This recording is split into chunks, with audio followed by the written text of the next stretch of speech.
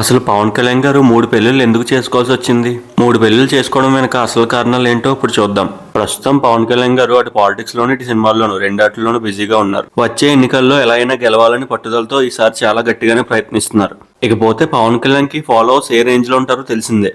అలాగే విమర్శించేవారు కూడా చాలా మంది ఉన్నారు. పవన్ కళ్యాణ్ 3 పెళ్లిళ్ళు చేసుకున్నారని ఎక్కువగా ఆయన్ని విమర్శిస్తూ ఉంటారు. మరి పవన్ కళ్యాణ్ 3 పెళ్లిళ్ళు చేసుకోవడానికి గల కారణాలు ఏమిటి ఇప్పుడు చూద్దాం.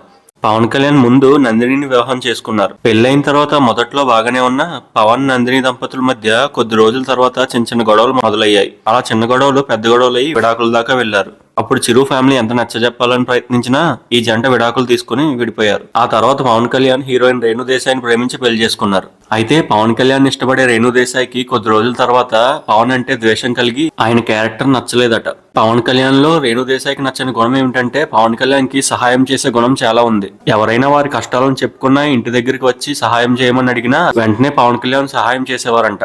అలా ఆర్థిక సహాయం చేస్తూ ఎన్నో ఆస్తులు పోగొట్టుకున్నారు పవన్ కళ్యాణ్. ఈ విషయాల్లో ఇద్దరి మధ్య చాలా సార్లు గొడవలు అయ్యేవంట. అలా విడాకుల వరకు వెళ్లి విడిపోయారు. ఆ తర్వాత పవన్ కళ్యాణ్ అన్నాలజు అని పెళ్లి చేసుకున్నాడు. మొదట్లో ఇంగ్లీష్ సినిమాల్లో నటించిన ఈమె పవన్ కళ్యాణ్ మాదిరిగానే ఎంతో మందికి సహాయం చేసి కోట్ల ఆస్తిని కోల్పోయింది.